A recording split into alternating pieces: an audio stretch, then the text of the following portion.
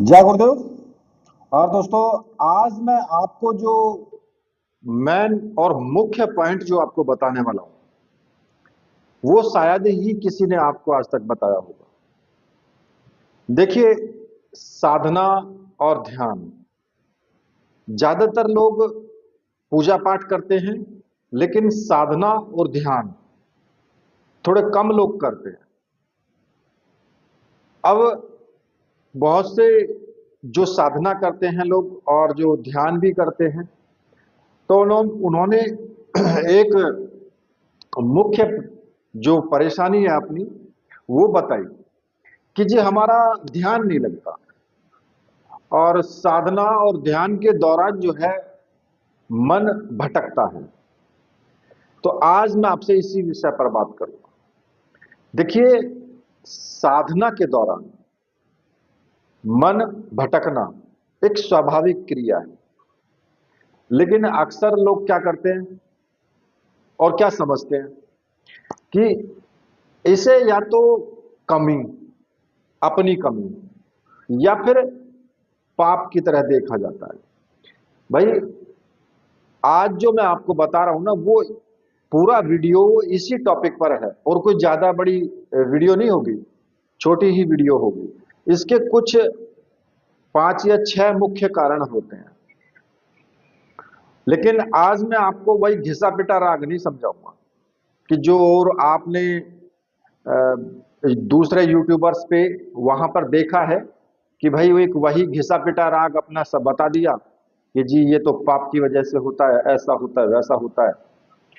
लेकिन मैं आज आपको वो जो गहरे मनोवैज्ञानिक और जो आध्यात्मिक कारण हैं, जो सूक्ष्म हैं, उनको मैं आज आपको बताऊंगा। और अक्सर लोग उनको नजरअंदाज कर देते हैं।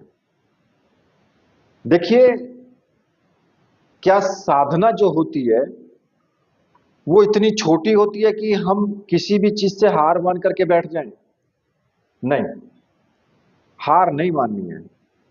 अपने आप को पावरफुल रखना है।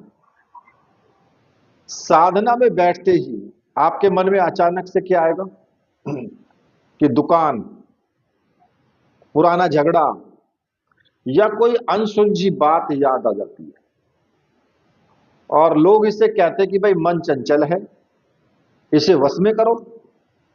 लेकिन सच तो यह है कि मन भटकने की जो असली वजह है वो कोई नहीं बताता। देखिए, इसकी कुछ ना हेडिंग, मतलब कि छिपी हुई कुछ ऐसी प्रक्रिया होती है। जब हम साधना में बैठते तो वो तुरंत एक्टिवेट हो जाता है। होती क्या?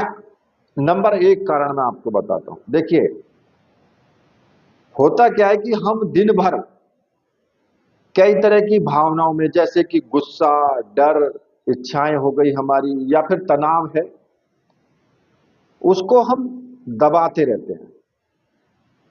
क्योंकि हमारे जो बाहरी जो काम है, हम उनमें व्यस्त रहते हैं।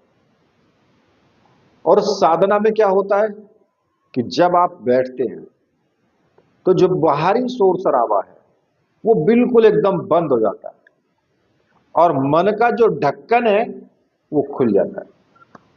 और जो दबी हुई सारी जो ऊर्जा, विचार, वो सब बाहर निकलने लगते हैं, ऐसे छटपटाते निकलने के लिए। सच्चाई ये है कि मन भटक नहीं होता है, भटक नहीं रहा है मन।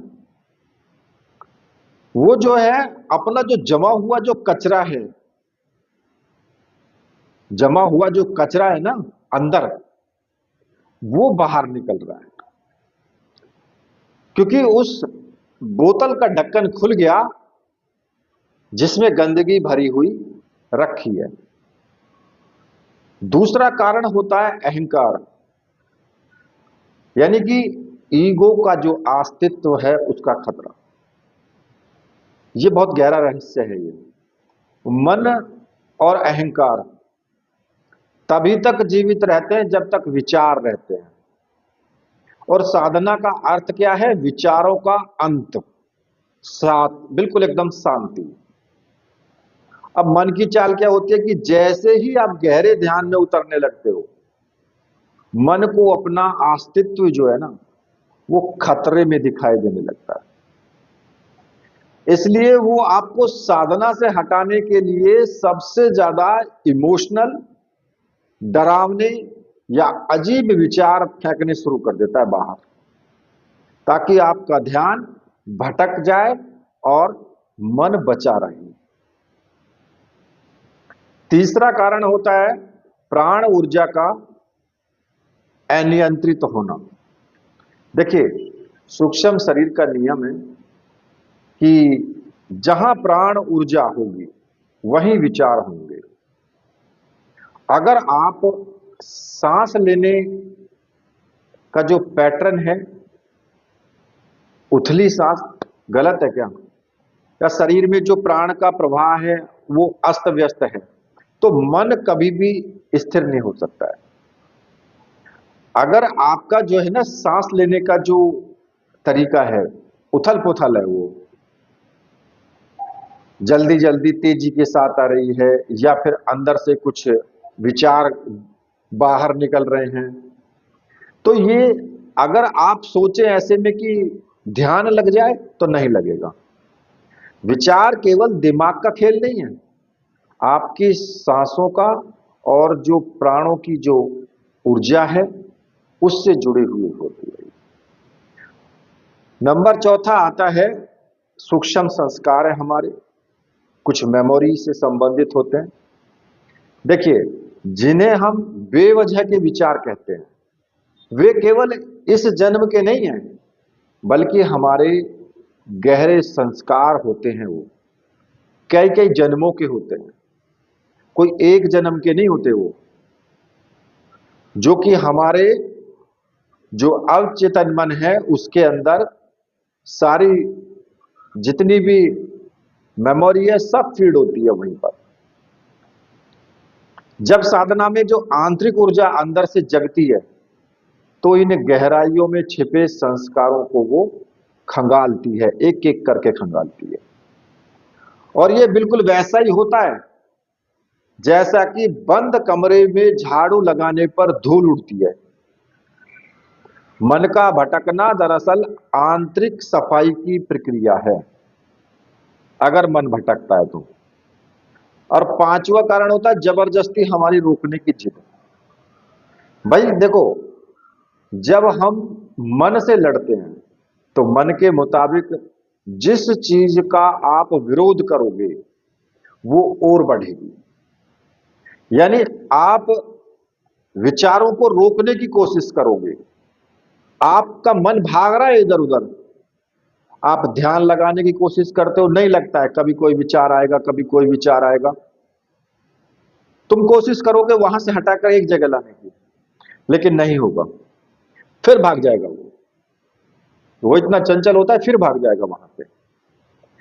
जब साधक विचार बंद करने की कोशिश करेगा तो मन तेजी से और भागता है।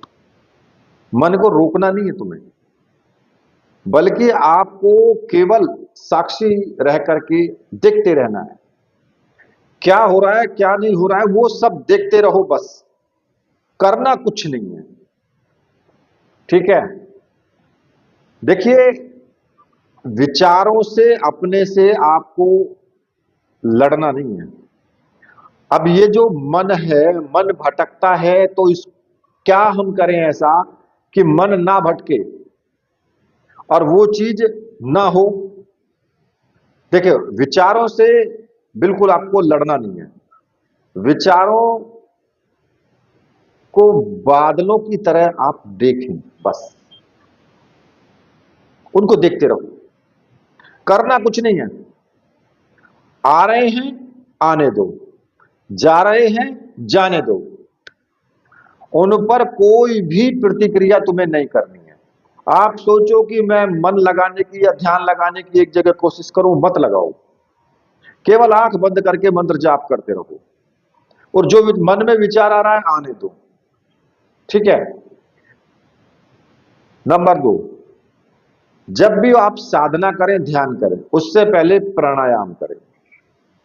साधना से पहले 5 मिनट या 10 मिनट लोम अनुलोम प्राणायाम करें या गहरी सांस लें। जैसे करते ना, ऐसे एक नाक से सांस लिया, फिर इससे छोड़ दिया, फिर इससे लिया, फिर इससे छोड़ दिया, इस तरीके से। या फिर गहरी सांस लो, शांत हो जाएंगे, ताकि जो आपकी प्राण ऊर्जा है ना, वो शांत हो जाए, बस। अब क्या है कि ये समझ लेना कि मन का भटकना साधना की कोई विफलता नहीं है। अगर आप साधना कर रहे हो, मन आपका भटक रहा है, तो ये विफलता नहीं है, बल्कि आंतरिक सफाई की शुरुआत है।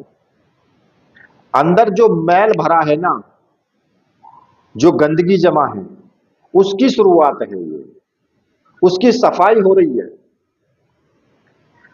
तो देखिए, ये जो है, एक तरीके से ऐसा समझिए कि अगर आप साधना ध्यान करते हैं तो कुछ नहीं करना है आपको। आपको सिर्फ मंत्र जाप करते जाना है और जो हो रहा है सामने उसको देखते रहना है, बस। ठीक है। अब बात तो सारी हो चुकी है। खैर ठीक है, मेरी बात को समझना आप, और यही नियम अपनाना। इसी के साथ मैं वीडियो को अब यहीं पर समाप्त करता हूं। अगर आपको वीडियो अच्छी लगी है, वीडियो को लाइक जरूर करना है, कमेंट करके जरूर बताएं।